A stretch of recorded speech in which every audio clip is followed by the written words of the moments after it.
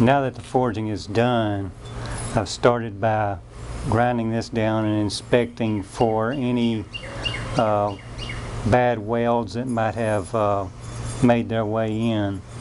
I also, since I left enough room in the ricasso to fix where the tang was a little high there, and I brought it down.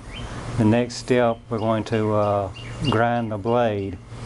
I do this for two reasons. The first reason is this will tell me if there's any cracks or cold shunts, as this area that didn't weld, because you don't want to spend 30 bucks on grinding belts and find out that the billet is completely useless.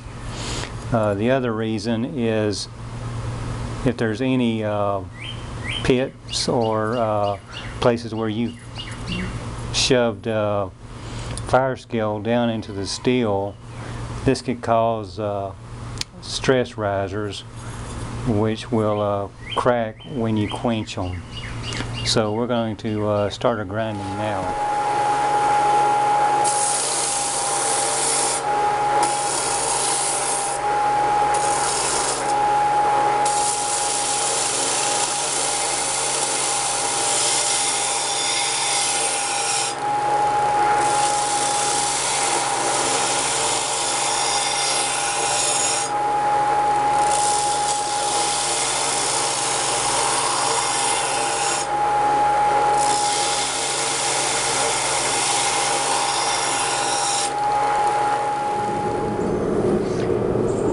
Okay, the grinding is now complete. This is the rough grind. We're going to get it ready for heat treat. I got the forge heating up, and I also have the tempering oven because you want to we'll go ahead. Ready for heat treat now. I'm going to try to do a clayback heat treat to bring out a hammer. Okay, the piece is almost at the temperature. It's really important to use a magnet. That magnet will tell you when it's ready. It's almost there, so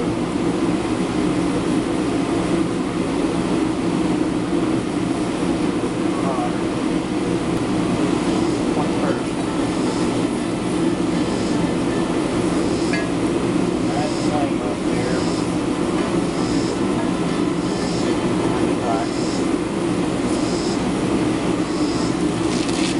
Notice I left the tang out. You don't want to harden your tang. And I fell at that point.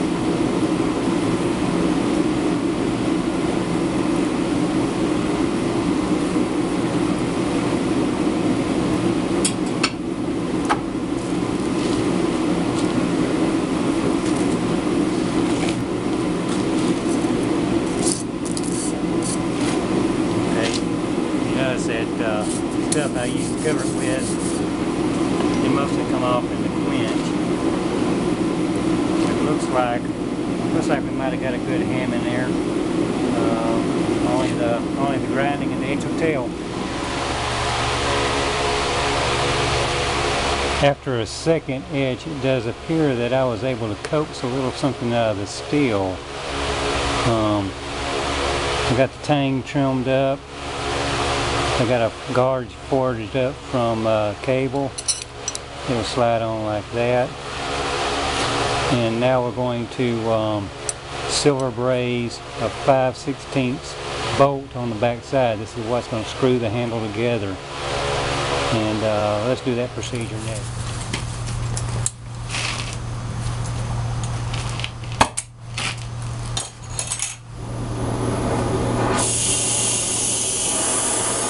Okay, we're going to start brazing a piece of all thread onto the knife tang.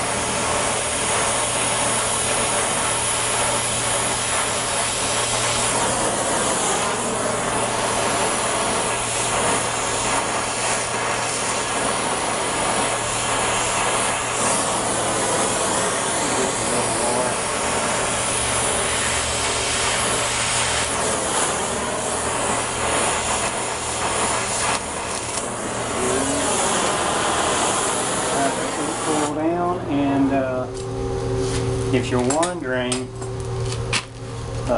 silver alloy brazing for brazing has a tensile strength of 60 to 70,000 psi. That's about the same as a 7018 welding rod. This particular brazing alloy I'm using is a nickel copper brazing alloy, and it's rated to 70 to 80,000 psi, which is about equivalent to an 8018. If you do this procedure right, silver or the stuff I'm using, you can take that bolt now, that piece of thread, and you'll be able to bend it around without even thinking about breaking it loose. And the advantage of doing this over welding is when you weld, you're bringing this up and melting it, so when it cools back down, you get a hard zone, and that hard zone can fail. So now we're going to let it cool down, and we're going to test it just to make sure that that everything's okay.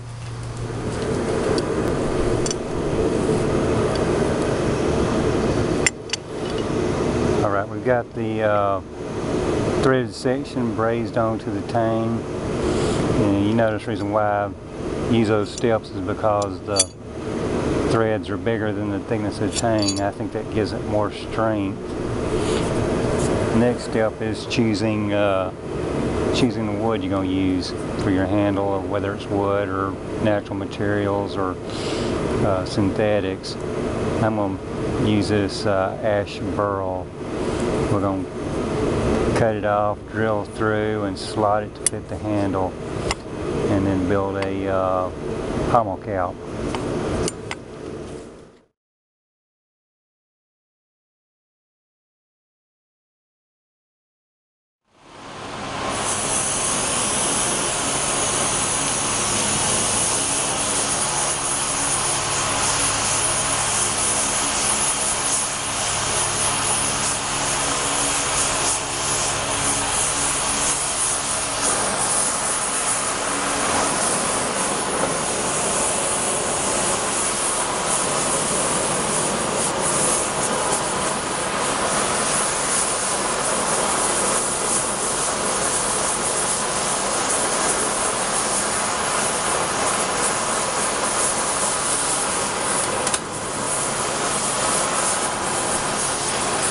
That's the heat treating that up.